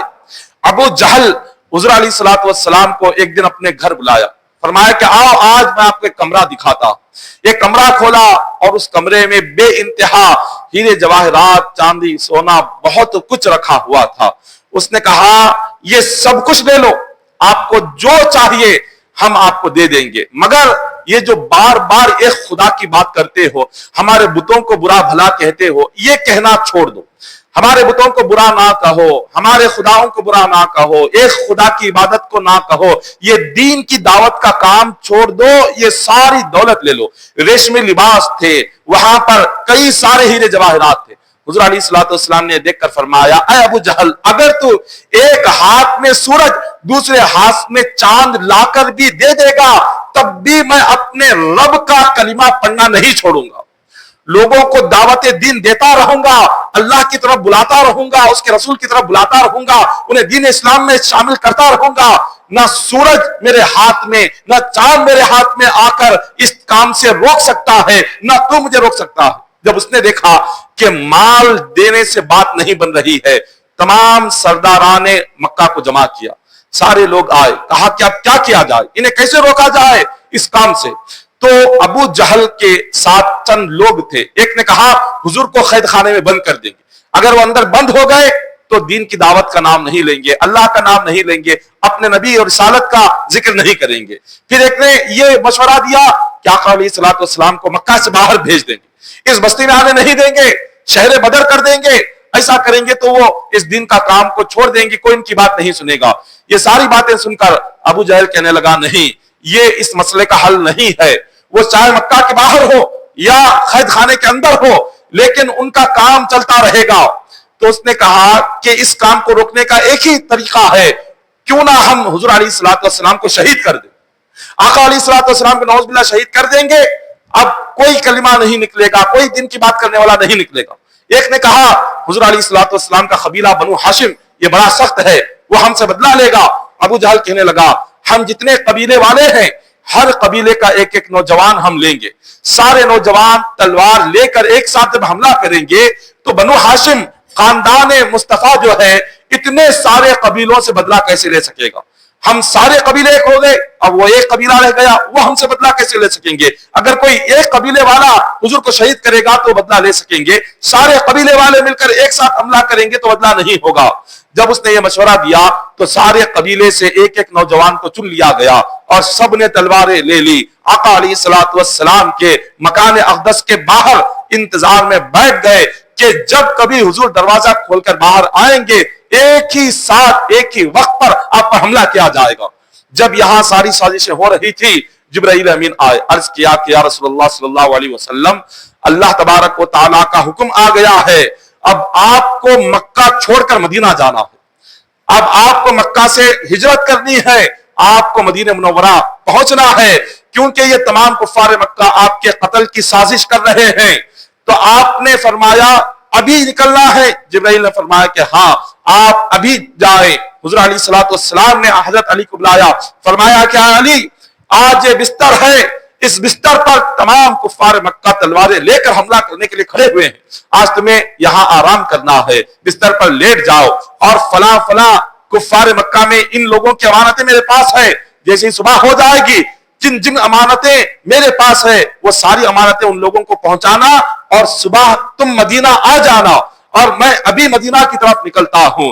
हजरत अली बिस्तर पर आराम कर रहे हैं। आका अलैहिस्सलाम ने जैसे दरवाजा खोला, खुदा की बारगाह से एक नूर चमका, एक ऐसा नूर था जितने कुफ्फार बैठे हुए थे वो सारे के सारे अंधे हो गए। अल्लाह का हुक्म आया, वमा रमैता इज़ रमैता वलाकिन अल्लाह रमा। ऐ मेरे मुस्तफा, जमीन से कंकरियां उठाइए, उस कंकरियों को मारिए। हुजूर ने कंकरियां उठाई और मारी तो एक एक कंकरी काफिर की आंख में लग गई, वो अंधे हो गए। एक नूर आया, उस नूर से हुजूर अलैहिस्सलातु वस्सलाम आगे गुजर गए। किसी को खबर तक नहीं हुई आका अलैहिस्सलातु वस्सलाम कब दरवाजे से बाहर आए। थोड़ी देर के बाद जब वो नूर गायब हो गया, उन्हें लगा दरवाजा बंद है, हुजूर दरवाजे के अंदर मौजूद है, अब वहीं बाहर बैठे हुए हैं। आका अलैहिस्सलातु वस्सलाम मकान से निकलकर अबू बकर सिद्दीक रज़ियल्लाहु तआला अन्हु के घर पर आते हैं। फरमाते हैं, अबू बकर, अल्लाह का हुक्म आ चुका है, अब हमें हिजरत करना है, अब तुम्हें मेरे साथ चलना होगा। सिद्दीक अकबर रज़ियल्लाहु तआला अन्हु ने अर्ज किया कि हुजूर, ये आपका बहुत बड़ा एहसान है कि इस सफर में आपने मुझे अपना साथी बनाया है, मुझे साथ लेकर जा रहे हैं, आपका बहुत बड़ा एहसान है।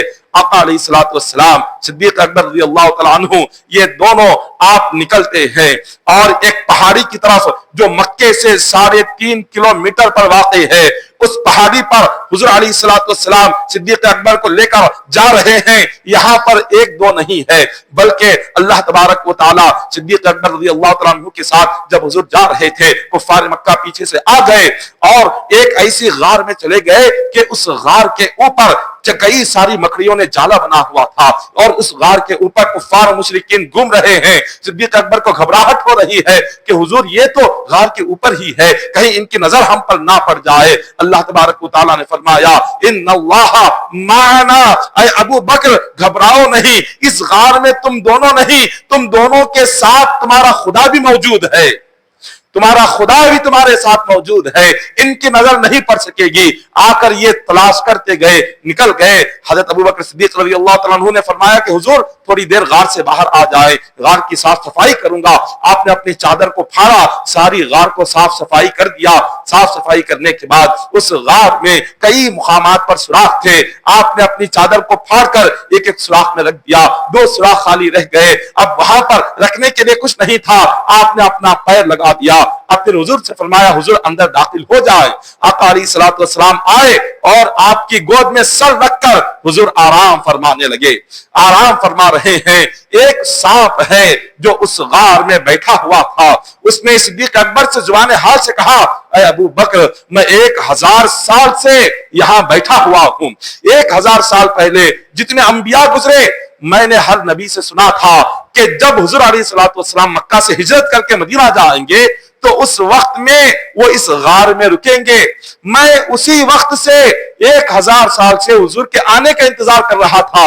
अब उनकी जियारत करना चाहता हूं, मैं बाहर आना चाहता हूं, अब मुझे इजाजत दो। सिद्दीक अकबर फरमाते हैं, नहीं, मैं तुझे बाहर आने नहीं देता, मुझे डर है कहीं तेरे जहर से मेरे नबी को तकलीफ ना हो जाए। वो कह रहा है, मैं आशिक हूं, मैं कैसे अपने नबी को तकलीफ पहुंचाऊंगा। सिद्दीक अकबर फरमाते हैं, मैं भी आशिक हूं, मैं कैसे अपने नबी को तेरे हवाले कर सकता हूं। दोनों आशिकों की जंग हो रही है।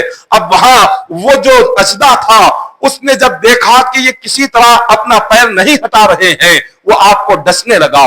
उसने इतना डसा, उसका जहर हजरत सिद्दीक अकबर के सारे जिस्म में फैल गया। आपके चेहरे का रंग बदलने लगा, आंखों से आंसू जारी हो गए। जब वो आंसू के कतरे आका के मुबारक जुल्फों पर पड़ने लगे, हुजूर के चेहरे पर आंसू के कतरे पड़ने लगे, आका अलैहिस्सलातु वस्सलाम ने आंख खोली। फरमाया, अबू बकर क्या हुआ? फरमाया, लुदिगतु या रसूल अल्लाह सल्लल्लाहु अलैहि वसल्लम, हुजूर इस सांप ने मुझे इतना डसा है, इसका जहर मेरे जिस्म में फैल चुका है। हुजूर अलैहिस्सलातु वस्सलाम ने फरमाया, ऐ अबू बकर बताओ किस जगह पर उसने डसा है? वो आपका अंगूठा था। हुजूर ने अपनी जुबान से लुआब निकाला और उस अंगूठे पर लगाया। सिद्दीक अकबर फरमाते हैं, हुजूर के जुबान का लुआब लगना ही था, जितना जहर था वो सारा जहर शिफा में बदल गया, वो दवा में बदल गया। जुबान मुस्तफा में, लुआब मुस्तफा में अल्लाह ने वो शिफा रखी है। मदीने के खारे पानी में हुजूर अपना लुआब डालते हैं, मीठा हो जाता है। अली की आंख पर अपना लुआब लगाते हैं, आंख सही हो जाती है। हुजूर अपने साहबी के कटे हुए हाथ पर अपना लुआब लगाते हैं, वो हाथ जुड़ जाता है। हुजूर अपना लुआब जिस चीज में डालते हैं, हजारों साहबा उसमें खाना खा लेते हैं। अल्लाह ने ऐसी बरकतें मुस्तफा के लुआब में रखी हुई थी, जैसे ही लगा दिया जहर से शिफा मिल गई। شفا ملنا ہی تھا۔ صدیق اکبر رضی اللہ تعالیٰ عنہ نے کہا کہ حضور آج آپ نے جو احسان کیا، میری گود میں آرام کیا، آج جنت بھی آرزو کر رہی ہے، جنت زبان حال سے کہہ رہی ہے اے ابو بکر اللہ نے میرے مخدر میں مصطفیٰ کا سونا نہیں رکھا، تمہاری گود میں حضور آرام کر رہے ہیں، تم جنت سے آگے بڑھ چکے ہو۔ یہ مقام صدیق اکبر ہے۔ ایک دن حضور علیہ الصلوۃ والسلام بیٹھے ہوئے ہیں اور آپ آسمان کو دیکھ رہے ہیں، آپ کی لخت جگر عائشہ صدیقہ فرماتی ہے کہ یا رسول اللہ صلی اللہ علیہ وسلم آسمان میں جتنے ستارے ہیں کیا کسی کی نیکیاں ہیں؟ حضور نے فرمایا حضرت عمر کی نیکی آسمان کے یہ سارے ستاروں کے برابر ہے۔ حضرت عائشہ صدیقہ رضی اللہ تعالیٰ عنہ آپ خاموش ہو گئی، اداس ہو گئی۔ حضور نے فرمایا کہ عائشہ کیوں اداس ہو رہی ہو؟ فرمایا کہ حضور میں نے سوچا تھا آپ میرے والد کا نام لیں گے، میرے والد آپ کے ساتھ اتنا رہے، میں سوچ رہی تھی آپ کہیں گے کہ آسمان کی ستاروں کے برابر میرے والد کی نیکیاں ہیں۔ حضور نے فرمایا کہ عمر کی نیکیاں آسمان کی ستاروں کے برابر، جو غار میں تمہارے والد میرے ساتھ تھے وہ ایک نیکی عمر کی ساری نیکیوں کے برابر ہے۔ وہ ایک نیکی جو غار میں تمہارے والد کے گود میں سر رکھا، وہ ایک نیکی کے برابر سارے آسمان کے ستارے یہ ہو نہیں سکتے۔ یہ ہے صدیق اکبر رضی اللہ تعالیٰ عنہ کا مقام و مرتبہ۔ آپ کی جو زندگی گزری ہے اللہ اکبر، آپ نے ایسے انداز میں زندگی گزاری، آپ کی زندگی سے پتا چلتا ہے یہ اللہ والے وہ تھے جو دنیا کے لیے جیتے نہیں تھے بلکہ آخرت کے لیے جیتے تھے، خبر کے لیے جیتے تھے، اللہ کو راضی کرنے کے لیے آپ جیا کرتے تھے۔ آج آپ کا تذکرہ کیا جا رہا ہے، اس کی وجہ یہ ہے کل جو ہفتہ ہے جمادی الثانی کی، یہ جو 22 تاریخ ہے اسی تاریخ کو آپ کی دنیا سے رخصت ہوئے۔ آپ کے عرس کی تاریخ، حضرت ابو بکر صدیق رضی اللہ تعالیٰ عنہ کے عرس مبارک کی جو تاریخ ہے، آپ کی دنیا سے وصال کی جو تاریخ ہے وہ 22 جمادی الثانی یعنی کل کا جو ہفتے کا دن ہے یہ آپ کے عرس مبارک کی تاریخ ہے۔ تو آپ کل آپ کے نام سے صدقہ کرے، ابو بکر صدیق رضی اللہ تعالیٰ عنہ کے نام سے خیرات کرے، ان کے نام پر غریبوں کو کھلائے، مسکینوں کو کھلائے، کیونکہ آپ کا امت پر بہت بڑا احسان ہے، آپ کا امت پر بہت احسان ہے۔ اسی لیے جب آپ کا انتقال کا وقت آیا، آخری وقت آیا تو اللہ اکبر آپ نے حضرت عمر کو بلایا، حضرت عمر کو بلا کر فرمانے لگے کہ عمر میں کچھ نصیحتیں کرتا ہوں، میری نصیحتوں کو اگر یاد رکھو گے تو موت سے زیادہ تمہیں کوئی چیز پسند نہیں آئے گی۔ میری چند نصیحتیں ہیں، اب دنیا سے رخصت ہو رہا ہوں، میرے بعد تم خلیفہ بننا۔ اور حضرت عمر فاروق نے فرمایا کہ بتائیے حضور کیا نصیحت ہے؟ فرمایا دن کی عبادت دن میں کرو، رات کی عبادت رات میں کرو۔ اللہ رات کی عبادت کو دن میں قبول نہیں کرتا، دن کی عبادت کو رات میں قبول نہیں کرتا۔ اس کا مطلب کیا ہے؟ فجر کی نماز صبح میں ہے، صبح میں ہی پڑھو، اس کو وقت نکال کر دوپہر میں پڑھو گے اللہ تعالیٰ کو یہ پسند نہیں ہے۔ اور شام کی نماز عصر مغرب عشاء شام کی ہے، اس کو شام کے وقت ہی ادا کرو تو اللہ قبول کرے گا۔ اس کو جان بوجھ کر چھوڑ کر فجر کی نماز دوپہر میں، دوپہر کی شام کی رات کے وقت، رات کی صبح کے وقت ایسے ادا کرو گے اللہ ایسی نماز کو قبول نہیں فرمائے گا۔ جس وقت میں جو نماز ہے اس وقت میں اس نماز کو ادا کرو اللہ قبول کرے گا۔ پھر حضرت ابو بکر صدیق رضی اللہ تعالیٰ عنہ حضرت عمر فاروق کے ذریعے ساری امت کو دوسری نصیحت فرماتے ہیں فرض نمازیں پڑھو گے تو نفل نمازیں قبول ہوگی، فرض چھوڑ کر نفل عبادت کرو گے اللہ قبول نہیں کرے گا۔ اگر نفل عبادت قبول ہونا ہے تو سب سے پہلے فرض عبادت پڑھا کرو، جب اللہ فرض کے صدقے میں نفل قبول کرے گا۔ پھر اس کے بعد تیسری نصیحت فرماتے ہیں، موت سے پہلے کی نصیحت ہے، یہ ہر مسلمان کے لیے ہے، فاروق اعظم کو کہہ رہے ہیں مگر ان کے ذریعے ساری امت کو یہ نصیحت کر رہے ہیں۔ اور تیسری نصیحت یہ فرماتے ہیں قیامت کے دن جو تمہارے لیے سب سے زیادہ وزن ہونا چاہیے تمہاری نیکیاں ہونی چاہیے۔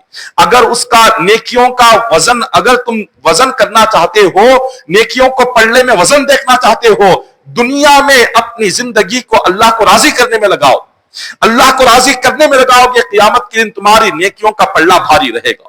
چوتھی نصیحت آپ یہ فرماتے ہیں کہ اے عمر کبھی اپنے آپ کو نیکیاں کر کے، عبادتیں کر کے اپنے آپ کو جنتی نہ سمجھنا، اپنے آپ کو کبھی نیک نہ سمجھنا۔ اگرچہ کہ 100 حج کر لو، 100 عمرے کر لو، 100 عبادتیں کر لو، 100 نمازیں پڑھ لو، 1000 سال عبادت کر لو، ہمیشہ یہ سمجھنا کہ میں اس لائق نہیں ہوں کہ جنت میں داخل ہوں۔ میں اس لائق نہیں ہوں کہ میں نیک بنوں, میں اس لائق نہیں ہوں کہ اللہ کا محبوب بندہ بنوں. ہمیشہ خود کو گناہگار سمجھو, کبھی اپنے کو اچھا نیک پاکیزہ انسان نہ سمجھنا, ہمیشہ اپنے کو گناہگار گندا انسان سمجھنا. یہ نصیحت ہے آپ کی. پھر آگے آپ پانچویں نصیحت فرماتے ہیں کہ اے عمر, میرا انتقال ہو جائے تو مجھے جو غسل دیا جائے علی کے ہاتھ سے غسل دلا دو, علی مجھے غسل دے, علی مجھے کفن پہنائے.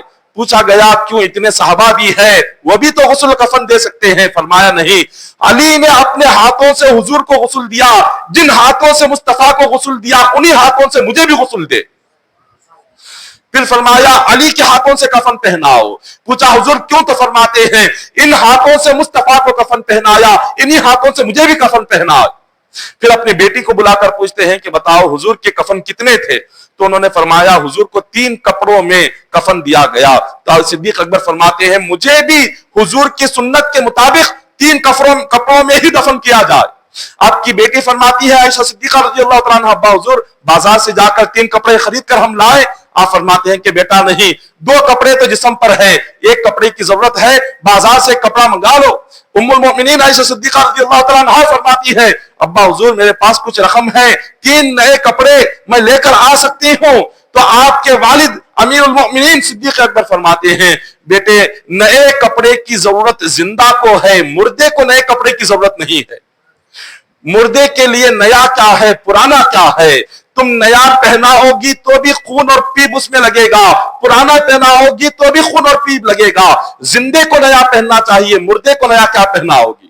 فرمایا کہ نہیں, ایک ہی چادر لے کر آؤ, اسی ایک چادر میں لپیٹ دو, ایک کرتا پیجامہ ہے, بس یہ 2 کپڑے, وہ ایک تیسرا کپڑا, بس اس میں لپیٹ دینا. آپ کو اسی طرح سے کیا گیا. پھر آپ نے عمر سے فرمایا کہ عمر جب میرا جنازہ تیار ہو جائے, حضرت علی کو بلا کر فرمایا علی آؤ میرا جنازہ تیار ہو جائے, تو حضور علیہ السلام کے روزے کے سامنے رکھنا, عرض کرنا کہ حضور یہ آپ کا غلام ابو بکر آیا ہے, اجازت ہو تو آپ کے بازو میں دفن کرے, اگر اجازت نہ ہو تو آگے جنت البقیع میں دفن فرما دے. جا کر حضور سے پہلے اجازت لینا. جب جنازہ تیار ہوا, صدیق اکبر کا جنازہ لا کر رکھا گیا. حضرت علی فرماتے ہیں کہ آقا ابو بکر آپ کا غلام آیا ہوا ہے, اگر اجازت ہو تو اندر لے کر آئیں گے, اجازت نہ ہو تو باہر قبرستان میں دفن کر دیں گے. بس اتنا کہنا تھا. حضور کے روزے کا دروازہ کھل گیا اور فرمایا یوسل الحبیب الی الحبیب ادخلوا, اے علی میرے محبوب کو لاؤ, میری خبر کے بازو میں اس کو دفن کر دو. یہ حضور کے روزے سے آواز آئی. تو یہ اللہ اکبر, صدیق اکبر رضی اللہ تعالی عنہ, آج جس کے دل میں ان صحابہ کی صدیق اکبر کی محبت پیدا ہو, حضور نے فرمایا اس کے لیے اللہ جنت واجب کر دیتا ہے. صحابہ کرام سے, حضور کے ساتھیوں سے محبت کرے, ان کی محبتوں کو اپنے دلوں میں پیدا فرمائے, ان سے چاہت رکھے. کل آپ کا جو دن ہے صدیق اکبر کے عرس مبارک کا دن ہے, ان کے نام سے ضرور صدقہ کرے, خیرات کرے, غریبوں مسکینوں کو آپ کھانا کھلائے. دعا ہے کہ اللہ تبارک و تعالی صدیق اکبر رضی اللہ تعالیٰ عنہ کے صدقے میں ہمارے صغیرہ کبیرہ گناہوں کو معاف فرمائے, ہم تمام کی مغفرت و بخشش فرمائے. الہ العالمین, اے مالک و مولا, جتنے حاضرین مجلس سے تمام حاضرین مجلس کی دعاؤں کو قبول فرما لے. مولا ہمارے صغیرہ کبیرہ گناہوں کو معاف فرما دے, ایمان پر موت عطا فرما. مولا 5 وقتہ نماز پڑھنے کی توفیق عطا فرما. مولا ہماری عبادتوں کو قبول فرما, ہماری زندگیوں میں راحت اور سکون عطا فرما. مولا تیری ذات پر کامل ایمان اور کامل توکل کرنے کی توفیق عطا فرما. الہ العالمین, قبر کے عذابات سے ہماری حفاظت فرما, جہنم کے عذابات سے ہماری حفاظت فرما. قیامت کے دن حضور کے مبارک ہاتھوں سے جام کوثر پینا نصیب فرما. الہ العالمین, ہم تمام کے لیے قبر میں قرآن پاک کا نور عطا فرما دے. الہ العالمین, زندگی میں قرآن پاک کی برکتیں عطا فرما, کثرت سے حضور پر درود پاک پڑھنے کی توفیق عطا فرما. الہ العالمین, تیری راہ میں صدقہ خیرات کرنے کی توفیق عطا فرما. ریاکاری سے, دکھاوے سے ہماری حفاظت فرما, ہمارے اعمال میں اخلاص و للہیت پیدا فرما. الہ العالمین, جتنے بیمار ہیں انہیں شفاء کلی عطا فرما, جو مولا غمگین ہیں ان کے غموں کو دور فرما, جن بہنوں کے رشتے نہیں ہو رہے ان کے لیے بہترین رشتوں کا انتظام فرما. مولا جو قرض کی وجہ سے پریشان ہیں ان کے قرض کی ادائیگی کا غیبی انتظام فرما. الہ العالمین, جو بے روزگار ہے انہیں روزگاری عطا فرما. مولا جو مصیبت زدہ ہے ان کی مصیبتوں کو دور فرما دے. الہ العالمین, ہر مومن کی زندگی میں راحت عطا فرما, ہر مومن کی زندگی میں سکون عطا فرما, ہر مومن کی زندگی میں خوشیاں عطا فرما. الہ الہ العالمین جب تک ہم زندہ رہے مولا ہمیں ایمان پر قائم فرما، جب دنیا سے رخصت ہو مولا ہمیں کلمے پر دنیا سے رخصتی عطا فرما۔ ان اللہ وملائکتہ یصلون علی النبی یا ایھا الذین آمنوا صلوا علیہ وسلموا تسلیما اللهم صل علی سیدنا محمد وعلی آل سیدنا محمد وبارک وسلم صلوا علیہ صلاۃ و سلام علیک یا حبیبی یا رسول اللہ صلی اللہ تعالی علیہ وسلم۔ حسبنا اللہ حسبنا اللہ حسبنا اللہ نعم الوکیل نعم المولا نعم النصیر۔ سبحان ربک رب العزة عما یصفون وسلام علی المرسلین والحمد للہ رب العالمین۔